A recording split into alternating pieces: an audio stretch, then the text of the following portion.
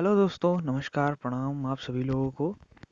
जैसा कि आप लोग थंबनेल देख के समझ ही गए होंगे कि आज हम लोग किस टॉपिक के बारे में बात करने वाले हैं। ट्रांसफॉर्मर, जिसे हिंदी में परिणामित्र भी कहते हैं। ठीक है, चलिए आइए बात करते हैं परिणामित्र के बारे में। ये एक वैद्युत मशीन होती है जिसमें कोई भी चलने या घूमने वाला अवयव नहीं होता, जिसे स्टैटिक मशीन कहते हैं। समझ रहे हो भाई? विद्युत उपकरणों में संभवतः ट्रांसफार्मर अधिक सर्वाधिक व्यापक रूप से प्रयोग विद्युत सदिश सार्षित मतलब अप्लायंस। किसी भी विद्युत परिपथ में अन्य परिपथ में विद्युत प्रेरण द्वारा धारा की आवृत्ति को बिना बदले विद्युत ऊर्जा में स्थानांतरित करती है। यानी कि बिना इधर उधर किए हुए सीधे एक फॉर्म में दूसरे फॉर्म में ट्रांसफॉर्म कर देती है। यही से इसीलिए इसे ट्रांसफॉर्मर कहते हैं। भाई नाम से ही ट्रांसफॉर्मर, तो ट्रांसफॉर्म करेगी चाहे इधर का उधर। ठीक है, ट्रांसफार्मर केवल प्रत्यावर्ती धारा या विभवांतर के साथ कार्य कर सकती है। समझ रहे हो भाई? प्रत्यावर्ती धारा मतलब एसी, डीसी पे काम नहीं करेगी, सिर्फ एसी पे काम करेगी। या एक दिश धारा होती है, सिंगल डायरेक्शनल। ठीक है, ट्रांसफार्मर एक फेजी, तीन फेजी, बहुफेजी हो सकते हैं। एक फेजी, तीन फेजी मतलब सिंगल फेज, थ्री फेज और भी कई तरह के phase, six phase, eight phase, ऐसे ही करके आते हैं। ठीक है, यह सभी विद्युत मशीनों में सर्वाधिक दक्ष एफिशिएंट मशीन है। आधुनिक युग में परिणामित विद्युत तथा इलेक्ट्रॉनिक उद्योगों का अभिन्न अंग बन गया है। अभिन्न अंग मतलब समझ रहे हो भाई? जिसको काटा ना जा सके, जो अलग से ना हो, जो एक साथ हो, वही तो होता है अभिन्न अंग। चलिए देख लीजिए, ये हमारा ट्रांसफार्मर है। ठीक है, लेकिन ये जो ट्रांसफार्मर है, ये एक अलग टाइप का है, जैसे सिंगल फेज ट्रांसफार्मर या इसे ऑटो ट्रांसफार्मर कहते हैं। ठीक है, चलिए अब आगे बात करते हैं छोटे ट्रांसफार्मर। ये एक छोटे ट्रांसफार्मर का स्वरूप जैसे आपने देख ही लिया होगा। आते हैं ये ट्रांसफार्मर, ये है हमारा मेन ट्रांसफार्मर। इसी तरह की वाइंडिंग्स होती हैं ट्रांसफार्मर में। ठीक है, ये एक कोर होता है, ये जो कोर बना हुआ है ये कोर होता है। ठीक है, ये हमारी प्राइमरी वाइंडिंग हो जाती है और ये हमारी होती है सेकेंडरी वाइंडिंग।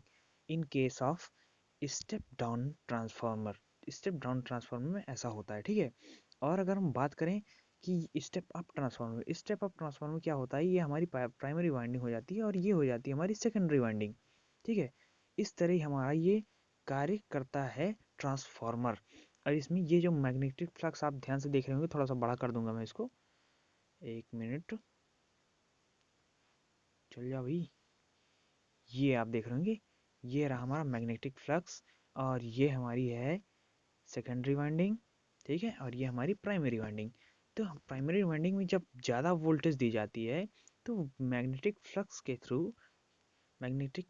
थ्रू ये धीरे धीरे कम वोल्टेज में ट्रांसफॉर्म हो जाती है और इस एंड पे हमें कम वोल्टेज मिलती है। ठीक है, और इस एंड पर हमें ज़्यादा वोल्टेज मिलती है।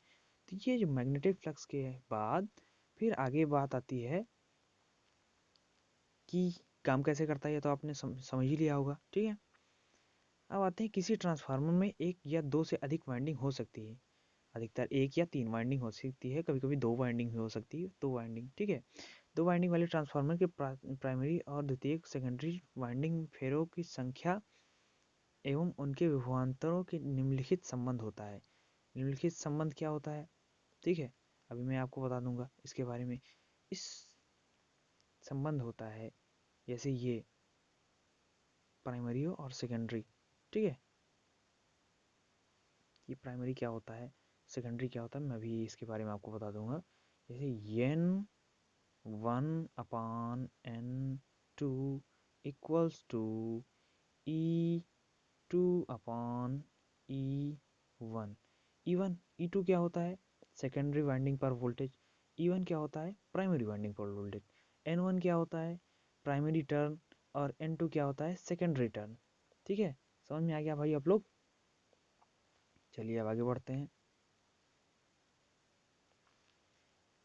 इस सूत्र से, जैसा भी मैंने सूत्र आपको बताया, इस सूत्र से स्पष्ट है कि प्राइमरी वोल्टता को दिए हुए मान के लिए प्राइमरी एवं सेकेंडरी वाइंडिंग के फेरों की संख्या का उचित चयन करके हम द्वितीयक वाइंडिंग मतलब सेकेंडरी वाइंडिंग में इच्छित विभवांतर यानी कि वोल्टेज डिफरेंस प्राप्त कर सकते हैं।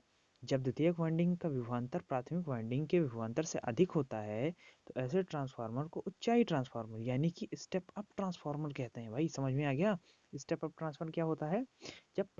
जब ये विभवांतर द्वितीयक वाइंडिंग में ज़्यादा और प्राथमिक वाइंडिंग में कम होता है तो ये स्टेप अप ट्रांसफार्मर कहलाता है। ठीक है। और स्टेप डाउन ट्रांसफार्मर क्या होता है? जब द्वितीयक वाइंडिंग का विभवांतर प्राथमिक वाइंडिंग के विभवांतर से कम होता है तो ये परिणामित को अपसाइड ट्रांसफार्मर या स्टेप डाउन ट्रांसफार्मर कहते हैं।